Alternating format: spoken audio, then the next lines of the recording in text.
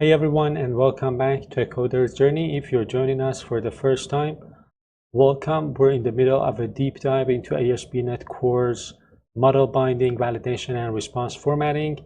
Now, if you haven't seen our previous episode, I highly recommend you check it out first. In the previous episode, we laid the groundwork for model binding, and this episode builds directly on those concepts. As always, you know that you'll find the link to the complete solution file right down in the description below. So today, we're taking things up a notch and tackling complex model binding. We're going to see how ASP.NET Core handles more intricate data structures, and we'll even build a custom model binder. This is where things get really interesting. So let's get down to it. In our last episode, episode number 1, we touched on this, concept briefly with two model classes that I've defined here inside of the, models folder. So let's go a step further. ASP.NET Core is smart enough to handle nested objects as well without you having to, lift a finger. This is incredibly useful for APIs where you're often, dealing with hierarchical data. So what I want to do now is to add a new endpoint to our books controller to see this in action. Instead of my books controller, I'm going to zoom out. And then here, I'm going to add a new endpoint and I'm going to talk about it. So this new action, add book with author, is set up to handle HTTP post requests, as you can see. And the route is API books add with author. The magic happens with from body book, the from body attribute in the signature of this action method. When we send a JSON object with nested author data, the framework is smart enough, and of course its model binder, to automatically recognize that author is an object that maps it and then maps it to our author class inside of the book object. So it is truly a seamless process. And to test it out, I have added a new request to our HTTP file that I am going to show you. So inside of my HTTP file, I have added a couple of, let's say, requests. This is the first one that I want to test. We're going to run the API at this point, and we're going to send this request, and you will see that we get a successful response. Again, proving that ASP.NET Core has successfully deserialized this request body, the book, with the nested author object for you. So I'm going to save this, go to my developer PowerShell window, navigate to the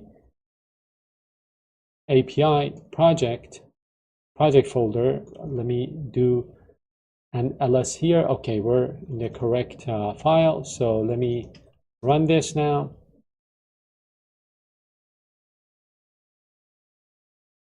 And I'm going to send this request, and I'm going to get a 200 OK response.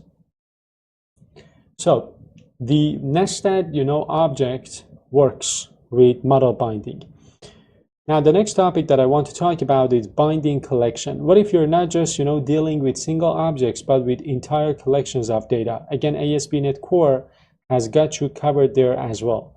It can bind arrays and lists from both the query string and a JSON body. And I'm going to show you how to do that. Let me first stop the API, get back to my controller.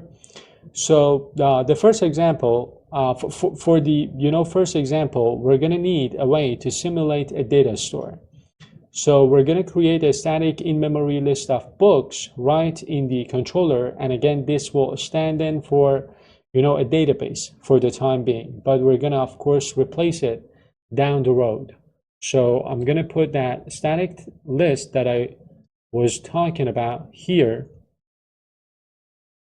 with some, dummy book objects with nested author objects. Again, in future episodes, we will probably replace this with a full-fledged data access layer with EF Core and a provider like SQLite or in-memory data provider.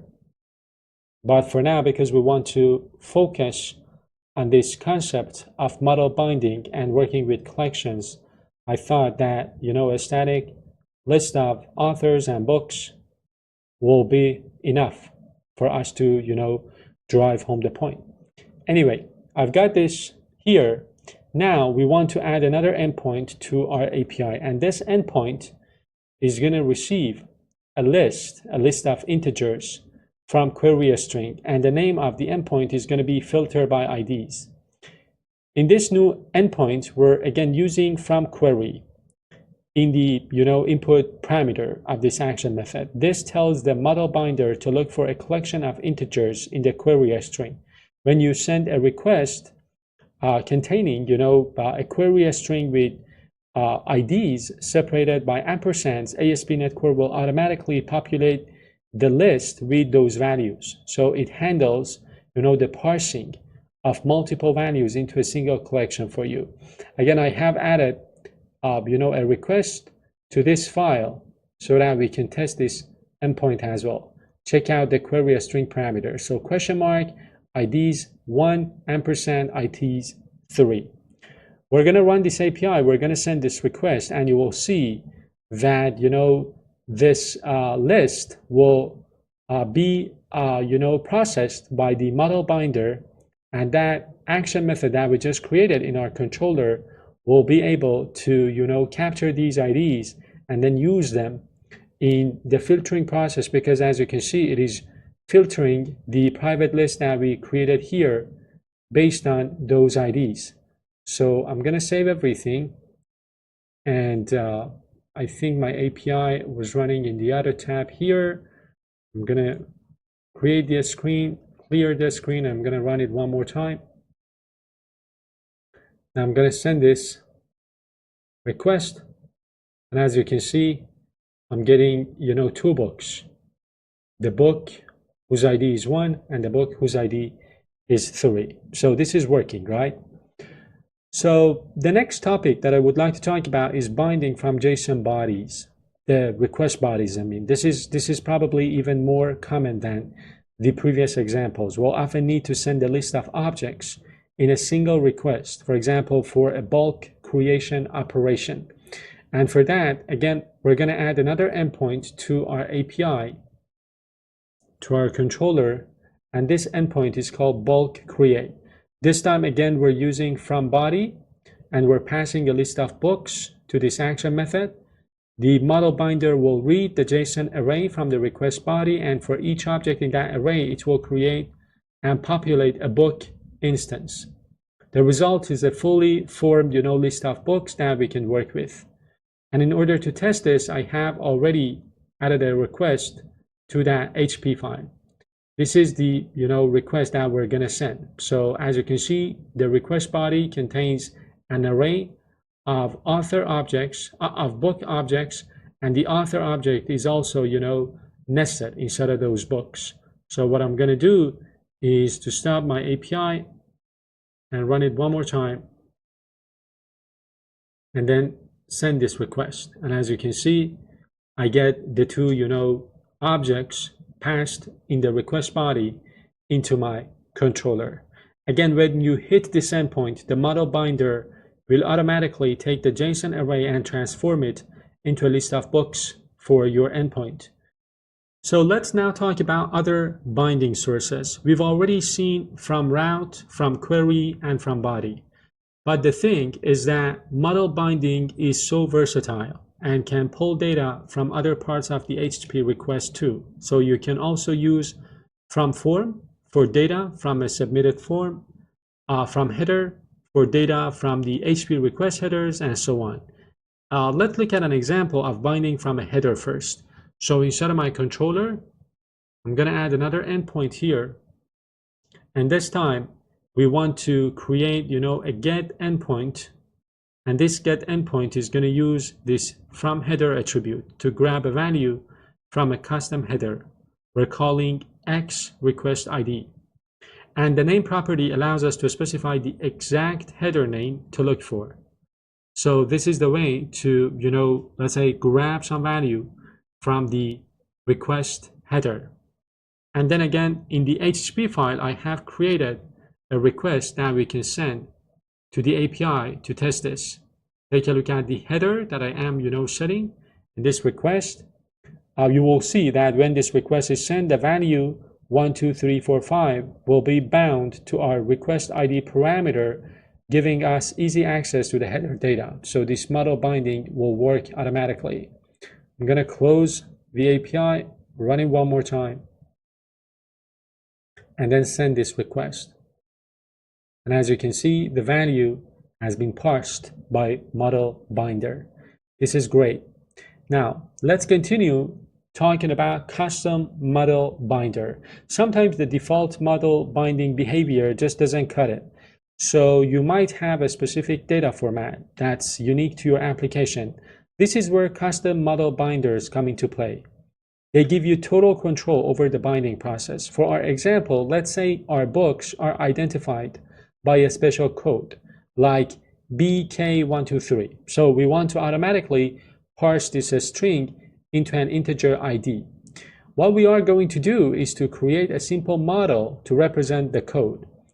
And it's going to be a good practice to, keep our code organized. So I recommend creating a new folder called, let's say, custom, and then put that, class inside of that.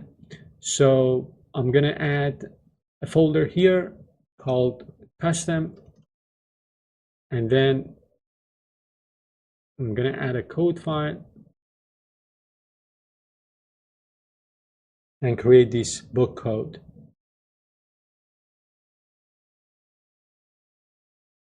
So this book code has one, property called ID. Let me do something. Let me bring this to the models class itself, and I'm gonna quickly rename the file as well.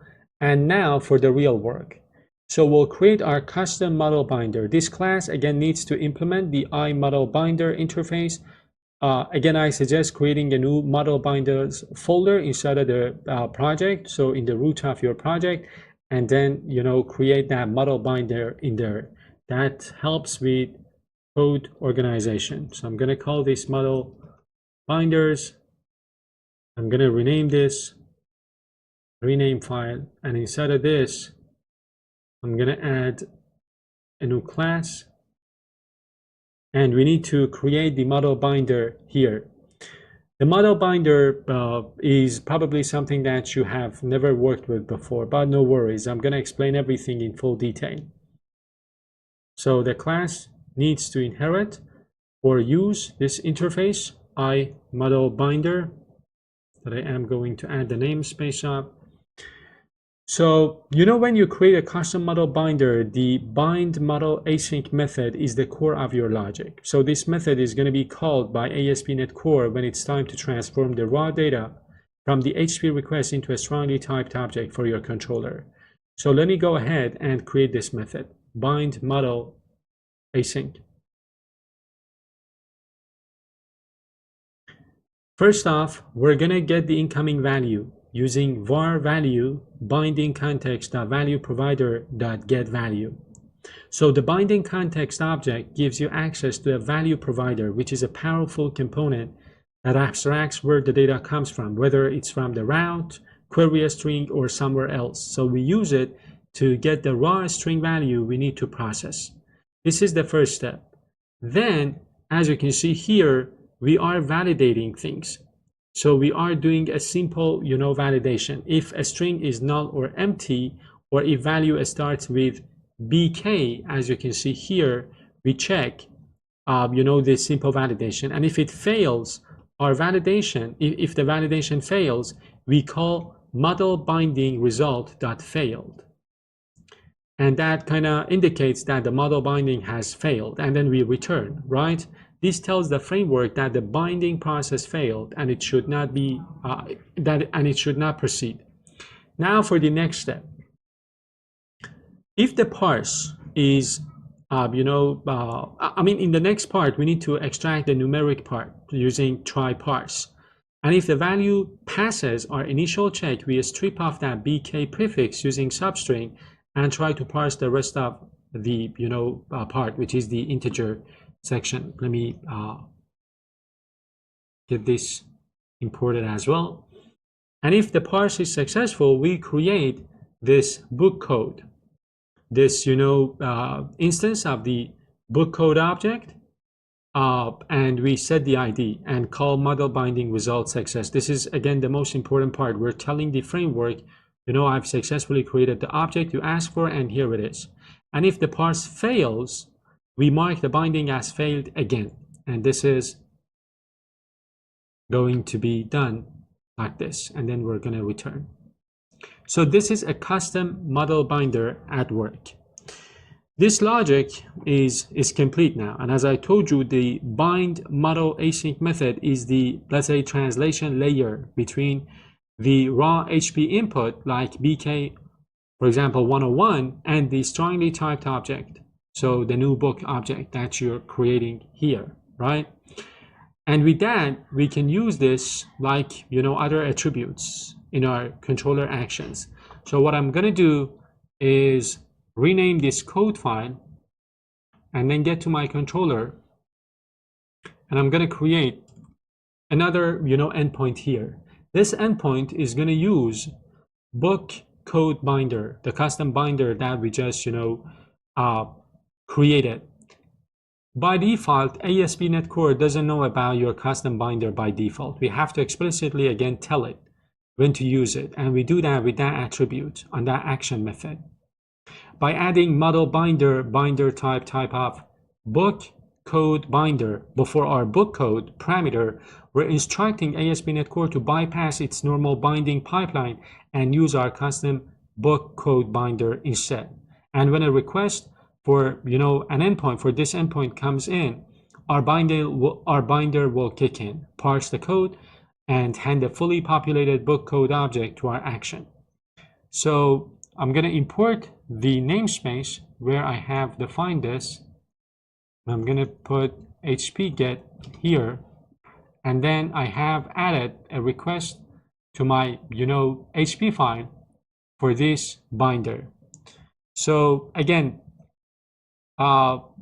this shows how the custom model binder works. We are hitting that endpoint and we are passing that value to that route. I'm going to save everything. I'm going to run the API one more time. I'm going to send this request, and as you can see, we got 101 from the parameter. Now let me stop the API and continue. There is something else that I would like to talk about. It doesn't have anything to do specifically with model binding and ASP.NET Core, but I thought that this could be something that is worth visiting. Take a look at the, let me build the project.